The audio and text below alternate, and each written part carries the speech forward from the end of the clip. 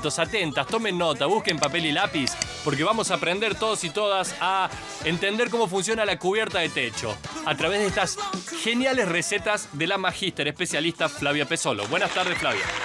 Buenas tardes, ¿cómo les va? Lo que habíamos dicho es que se podía invertir el orden entre la aislación térmica y la aislación hídrica y convertimos esta cubierta en una cubierta invertida. Hoy vamos a tocar el tema cubiertas verdes, porque la cubierta verde tiene como muchísimos beneficios, pero podemos morir en el intento si no la construimos bien. En principio tenemos dos tipos de cubiertas verdes. Las cubiertas verdes ecológicas o extensivas, que son las que están destinadas básicamente a tener un tipo de vegetación de estas como tapizantes, digamos, de bajo porte, como para que tengan solamente, digamos, la cobertura verde y no mucho más que esto. A esto me refiero que no tienen, digamos, plantas con muchas más raíces o arbustos o árboles, ¿no? Bien. Y después tenemos las otras, que son las cubiertas verdes intensivas o las cubiertas jardín. Esas sí ya podemos poner arbustos, árboles, y bueno, todo va a depender del grosor que tenga el sustrato que nosotros pongamos. Bien. Entonces, esta va a ser la principal diferencia, el grosor del sustrato. Bien. Para las primeras que yo les contaba, que vamos a elegir un tipo de vegetación, digamos, más tipo tapiz, vamos a tener un sustrato de más o menos 10 centímetros. El sustrato es la tierra verde, ¿no? La tierra fértil, digamos, perdón.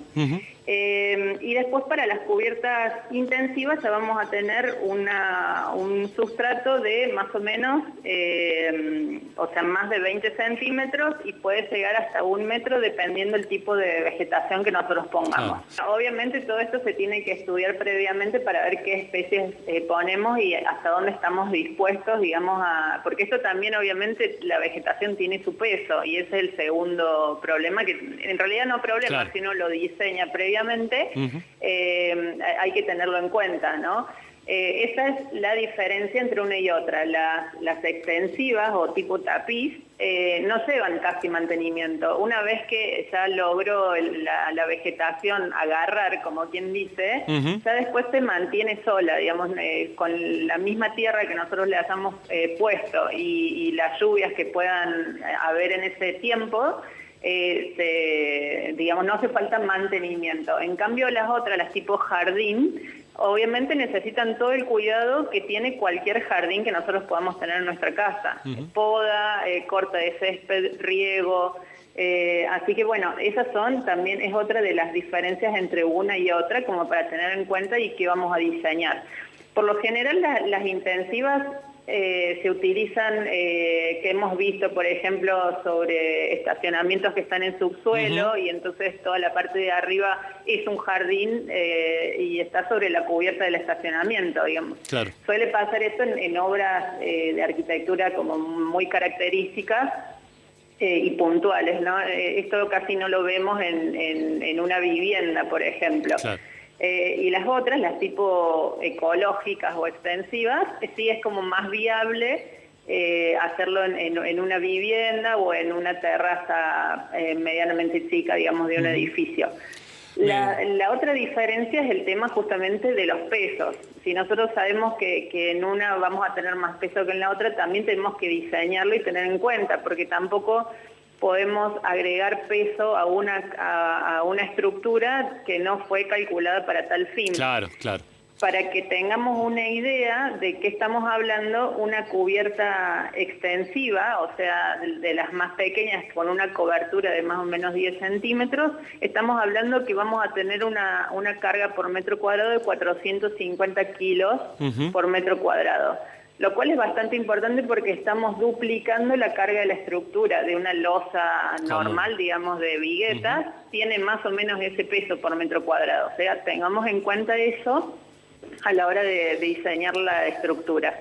Y en el caso de las intensivas, ahí sí vamos a tener un peso de 1.500 kilos, lo cual es muchísimo más, con una cobertura de 50 centímetros. Así que bueno, esos son puntos a tener en cuenta. Se puede hacer, obviamente, si uno lo prevé y lo hace bien, se puede, y obviamente es muy recomendable, tiene un montón de beneficios las cubiertas verdes, como por ejemplo, bueno, mejora el clima urbano, reduce la contaminación porque las plantas, digamos, transforman el dióxido de carbono, bueno, todo lo que ya sabemos sobre las plantas.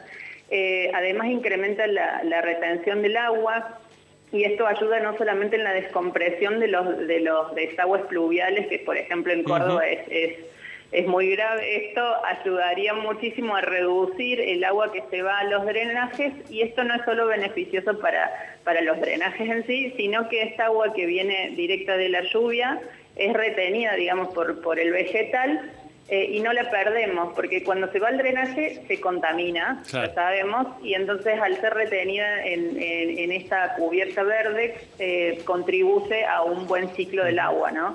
En esto de la evaporación y todo. Y colabora con una aislación interior muy importante, ¿no? Además, ese es otro punto a favor, la aislación térmica, que nos brinda un montón de beneficios, como por ejemplo la protección de la aislación hídrica que va a ir debajo.